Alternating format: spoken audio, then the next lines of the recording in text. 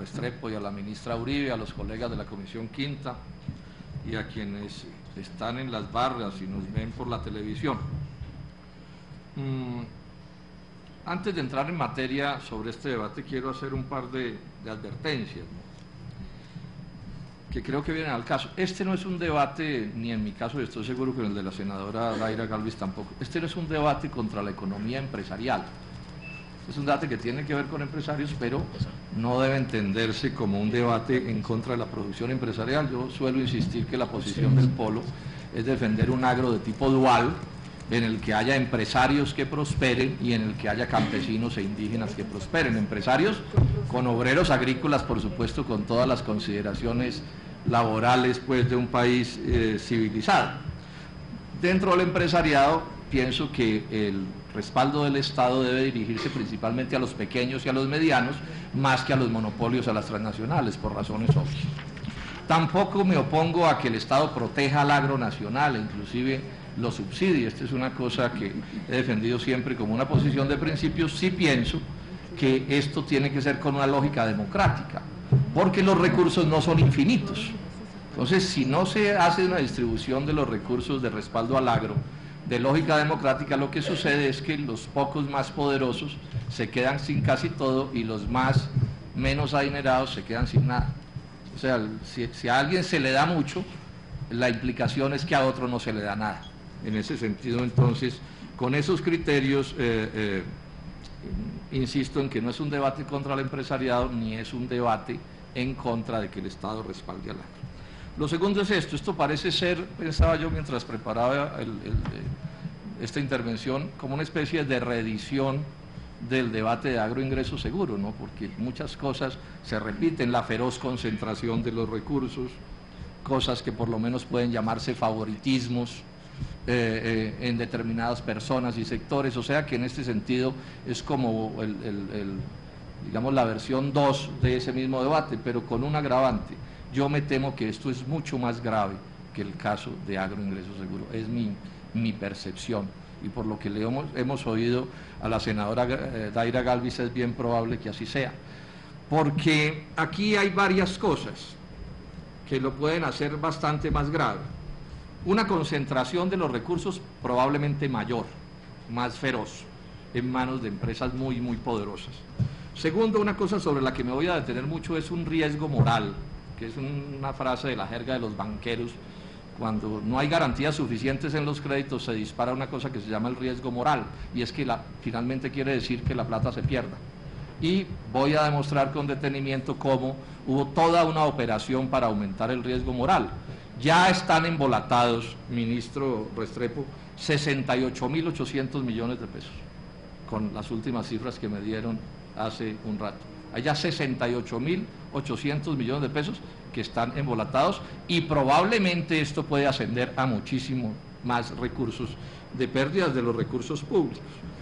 Y además de señalar esto que puede ser más grave, voy a mencionar otras dos cosas que también tienen que ver con el debate de agroingreso seguro. Hay una, por lo menos muy llamativa, concentración de floricultores, que son unos de los beneficiados de este escándalo, como financistas de la campaña de Andrés Felipe Arias, y tenemos el caso particular que vamos a mirar con la doctora Beatriz Uribe, ministra de Ambiente, de cómo operó la gerencia de esa campaña, en donde hay denuncias también supremamente graves. Estos, digamos, van a ser los 4 temas en los que me voy a centrar.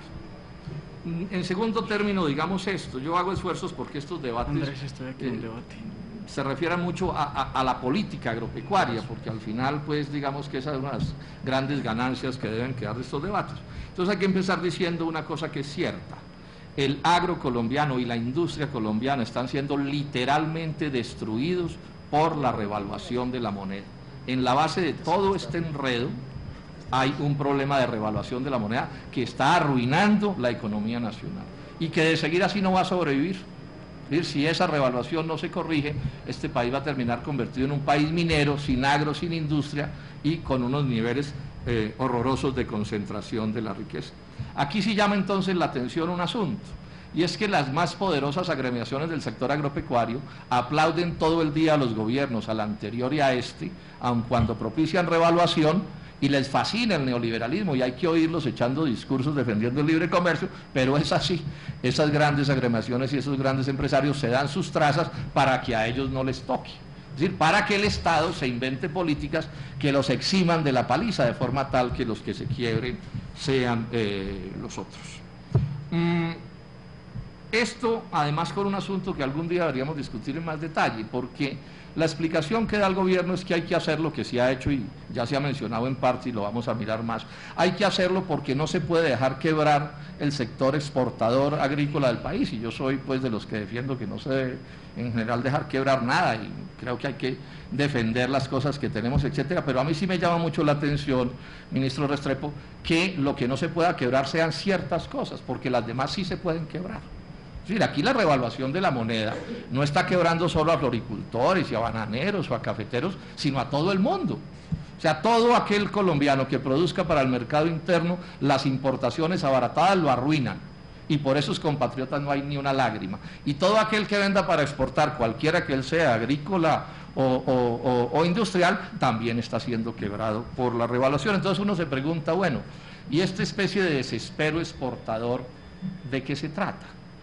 Y se hace esta pregunta, ¿para qué quieren exportar tanto?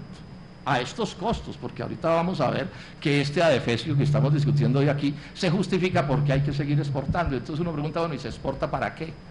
Y resulta que entonces le dicen a uno los sabios de la economía, no, senador, hay que exportar para poder importar harto. Y bueno, y uno dice, si estamos importando tractores y cosas que no producimos, me parece bueno importar, pero estas exportaciones son para financiar las importaciones que nos arruinan, porque aquí no hay selección de importaciones. Es decir, con esta plata de estas exportaciones es que se financian las importaciones de maíz o de arroz o de leche o de lo que sea que destruyen la economía nacional, o de bienes superfluos, ¿no?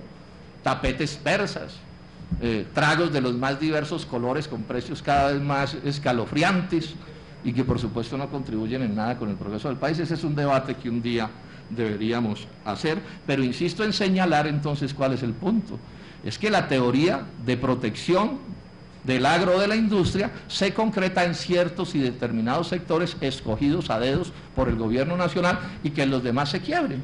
Y en buena medida la labor de los gremios consiste en aplaudir cuanto adefesio se le ocurra al gobierno en contra del interés nacional, pero eso sí, por debajo de la mesa y en privado llamar a los ministros y decir, no, pero sálvenme de las medidas, ¿cierto? Que se arruinen los otros, pero a mí no me vayan a arruinar. Dentro de esto está la crisis de la caficultura, la crisis de la floricultura. La crisis es muy grave, está suficientemente documentada, llevan más de un lustro perdiendo plata todos los años, por lo menos en sus operaciones de producción, tienen el endeudamiento disparado. O sea, la crisis de la floricultura es una crisis cierta, como es una crisis cierta la crisis del banano, como es una crisis cierta la crisis del café y de toda la economía nacional. Repito, pero quiero enfatizar en este momento en la crisis de la floricultura, que tiene que ver tanto con este debate. Dicen hay documentos de sobra de los productores de flores diciendo que están quebrados, y yo creo que en general están quebrados. Y entonces con ese argumento es que se monta esta política. Como están quebrados hay que impedir que se quiebren. Y le dicen a uno es que el empleo. Curiosamente solo importan ciertos empleos. Es decir, cuando el que se arruina es el del trigo o el de la cebada o el del maíz, ahí los empleos no importan, solo importan ciertos empleos, cosa bien curiosa en estos sesgos que hay. Y entonces, toda esta política, ojo, esto que vamos a mirar hoy, en su parte a mi juicio más escandalosa, que es lo de los créditos garantizados por el Estado, los créditos FAG del Fondo Agropecuario de Garantías, se montan sobre la teoría de que es que estos empresarios no tienen garantías para respaldar los créditos y que los debe entonces respaldar el Estado colombiano. Y entonces aquí hay que poner de entrada una duda. A estos agraciados por estas políticas, mejor, son propietarios de en buena medida las tierras más costosas de Colombia. O sea, la teoría de que no tienen recursos o capacidad para responder por los créditos, senadora Daira Galvis, para que la anote en su lista de inconsistencias, es muy sospechosa. Es decir, por ejemplo, el Retiro y Banacol, que son subsidiarios de Chiquita Brands, es como se camufló Chiquita Brands después del escándalo de la financiación de los paramilitares. El Retiro tiene activos por 207.000 millones de pesos. Banacol por 247.000. Dol, otra transnacional, también beneficiada por estos créditos, en su momento tenía activos por 198.000 millones de pesos. O sea, que la tesis primera, de que hay que darles un trato especial, y ojo con el hilo de la discusión, porque es que no tienen garantías, ya es de entrada una discusión que habría que hacerse, porque repito, en el caso de Bogotá tienen las tierras rurales más caras de Colombia las tienen buena parte de estos productores, particularmente los floricultores. ¿Cuál es el origen de este asunto? El origen de este asunto es una cosa que se llama la línea especial de crédito para exportadores. Una línea especial de crédito con recursos públicos de plata subsidiada. O sea, lo primero que hay que decir aquí es que aquí hay subsidios del Estado colombiano para ayudarle a estos productores. Esta es una decisión de la Comisión Nacional de Crédito Agropecuario, que encabezaba en su momento el ministro Arias, gerente del Banco de la República, director de Planeación Nacional y 2 voceros del presidente Uribe, o sea, una comisión de la más alto nivel. Y esto empieza, desde que empieza mal. Se meten en este lío, que es un lío en el que están en juego hoy baratos entre 430.000 y 460.000 millones de pesos en créditos. Esas son las cifras. Sé la definición de esta política, ustedes no me van a creer, pero es así, no se hace en una reunión, sino que se vota por internet o por fax o por teléfono. No se reúne la comisión, sino que estos personajes de este altísimo nivel arrancan con este programa, que como vamos a ver es un programa tremendamente discutible y tremendamente irresponsable, para decirlo menos, sin que siquiera se hayan reunido, violando además las normas, porque las normas dicen que esa comisión tiene que sesionar. Pero además arrancan con un documento técnico de una mediocridad pasmosa, un documento que ni siquiera se toma el trabajo de demostrar que con esa ayuda que le van a dar a estos sectores se van a salvar de la ruina. Es decir, un documento técnico que demuestre que sí van a poder pagar, que es lo mínimo que se supone tiene que demostrar un documento técnico para tomar una decisión para favorecer a alguien. Porque si al final la plata se presta para no pagarla, pues no estamos hablando de un subsidio del 3 o del 4%, que es una suma importante, sino que estamos hablando es de regalar una suma descomunal. Yo aquí quiero llamar la atención, ministro de Agricultura, presidente de la República de Colombia a través de sus delegados, gerente del Banco de la República y director de Planeación Nacional, aprueban una política sin siquiera reunirse, sin que exista un documento técnico de mediana seriedad. Esta es la manera como se está gobernando a Colombia.